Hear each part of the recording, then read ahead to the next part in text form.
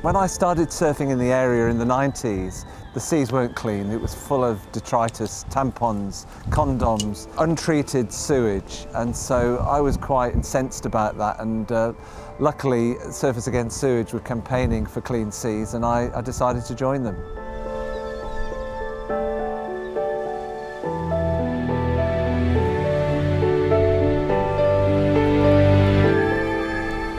When domestic waste started to be better treated by the water companies, it became quite obvious that there was another issue, and that was plastic pollution. And it was just washing upon our shores in great abundance, and has done for a long, long time. And it's unrelenting. It hasn't changed.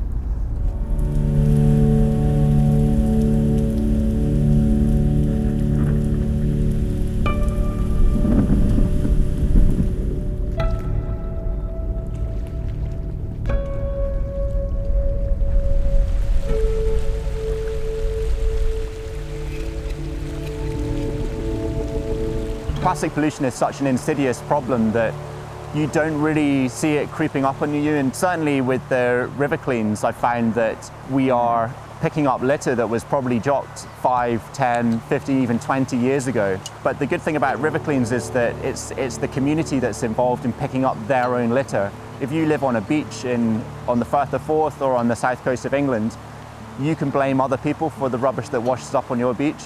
But river cleans really hold a mirror up to the community.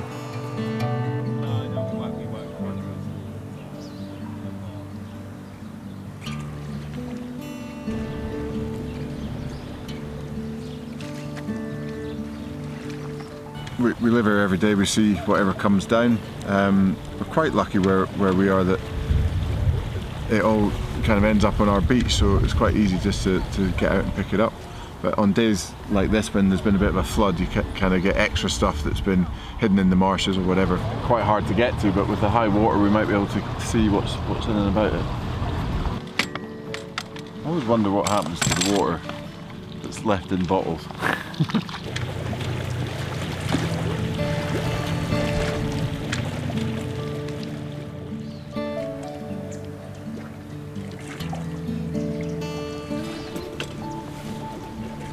And you see for close to 2 hours just clearing all this rubbish where folk park, and then they just dump their stuff out the back of the car. I can. You can? Where is it? You come up the front and you should have. Huh?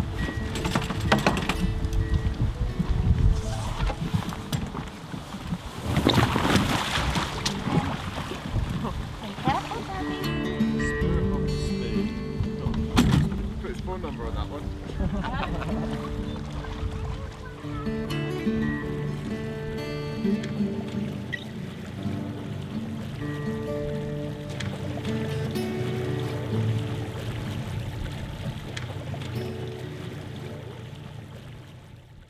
I would typically start organising one of these weekends about 2 months in advance, and that's to organise all the different moving parts. I mean, it can seem a little bit like herding cats, but actually once you get these people involved and they become community leaders, they're very keen to rope in their friends and their contacts and people that have a shared interest in cleaning up the environment.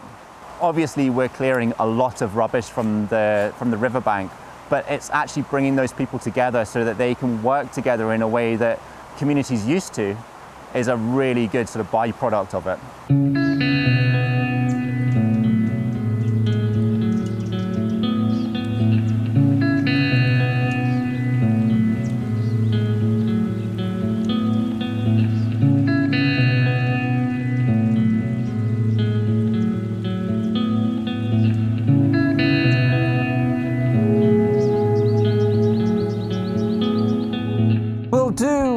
Beach cleans as individuals regularly. I will, as an SAS rep, be on the beach quite often just picking up rubbish as I go. But officially we'll do 2 main ones through the year, one in spring and one in the autumn.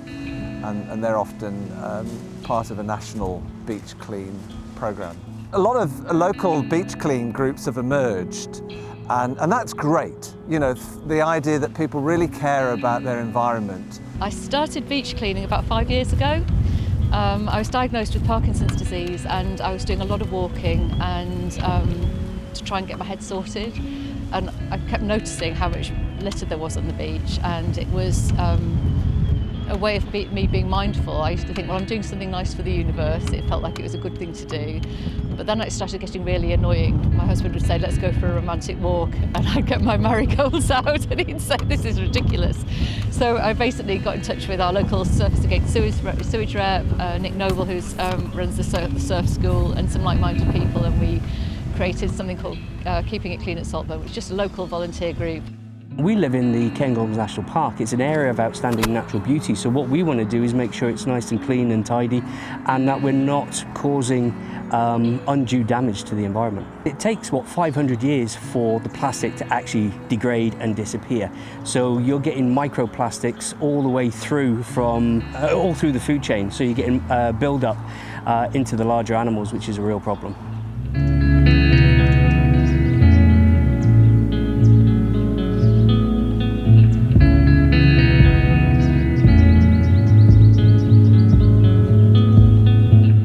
Marshes, as the river levels increase and we get flooding, we get a huge accumulation of plastic arriving on the marshes, and of course as the water levels drop, that all gets left behind. We are managing it for nature, and we get a huge range of different types of plastics turning up, whether that's water bottles, shoes, balls, fishing wire, things like that. And that poses a really big problem to lots of different types of wildlife that we have on the reserve, whether that's birds, small mammals, yeah, everything.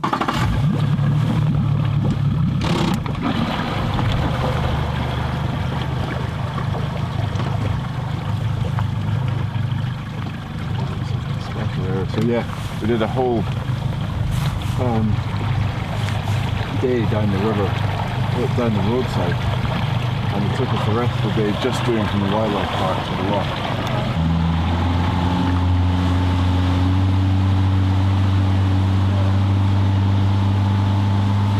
Back in the 80s when I was a kid, there was the Keep Britain Tidy regime, or whatever. It had a logo and stuff, and it was just instilled into us as kids, and I don't know why it stopped, presumably because things cost money and the government decided not to spend the money on it. But I just think it's education and making people aware. All of the mess generally that we see, the real hotspots are around roads, and folk throwing things out of their cars because it's inconvenient for them to either stop or they can't find waste. And because waste is charged for in a certain way these days, up here anyway, all the bins have disappeared from laybys and things. Or they're not picked up, and you often see the one lay-by that's got a bin just overflowing with campers emptying everything else. There are simple things that people can do in their own homes. Things like reducing the amount of plastic that they purchase in the first place is probably the best sort of step that they could take. My school, St Mary's School in Melrose, was actually the first primary school in Scotland to be a Surface Against Sewage plastic-free school. And we went about that by reducing the amount of plastic waste that we produce by actually reducing the amount that we purchase in the first place. And then the children were able to take that on and make Melrose one of the first plastic-free towns in Scotland as well.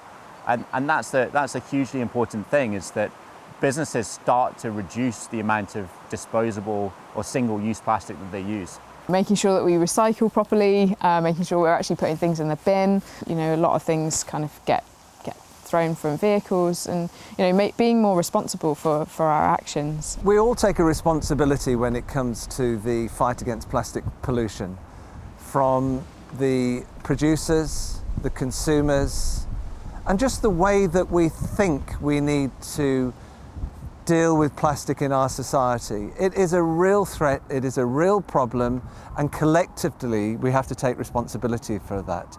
That means governments, manufacturers, consumers. That's it. All of us can take that individually, but I think we're stronger collectively.